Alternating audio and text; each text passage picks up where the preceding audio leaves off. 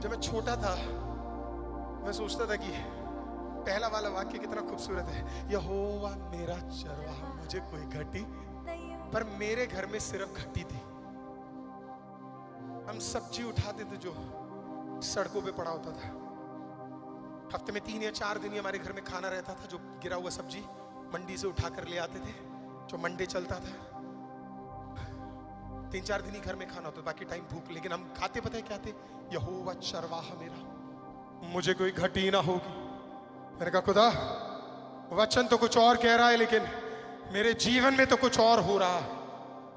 फिर बाइबल कहती है वो मुझे हरी हरी चराइयों में ले चलेगा। मैंने कहा खुदा मुझे तो कुछ हरा दिख नहीं रहा। फिर लिखा है कि वो मेरे जी में जी ले आएगा। मैं तो टूटा हारा थका मांदा परेशान रहता था।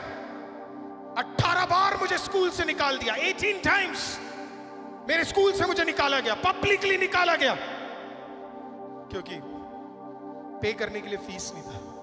ह्यूमिलिएट किया गया हजारों बच्चों के सामने,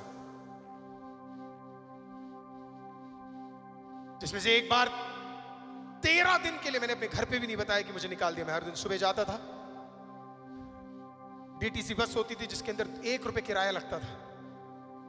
वो बिठाते थे, कैसे भी फ्री में बिठा देते थे, कंडक्टर को भी दया आ जाती थी, कहता आजा बैठ जा।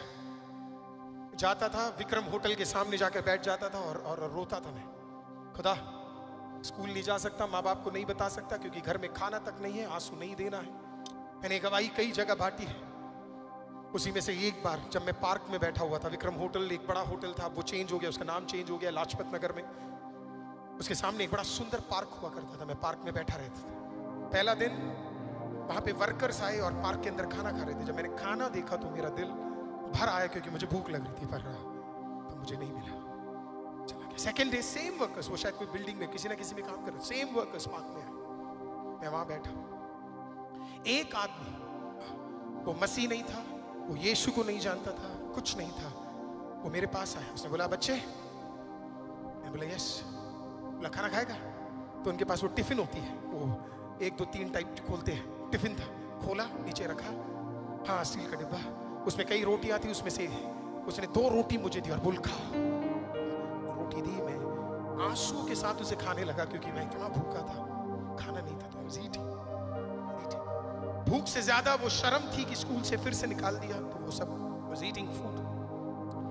नेक्स्ट डे वो बंदा फिर आया, इस बार 2 की जगह मेरे लिए 3 रोटी ले आया। पता नहीं उसे कैसे पता था कि मैं अगले दिन भी आऊंगा। आया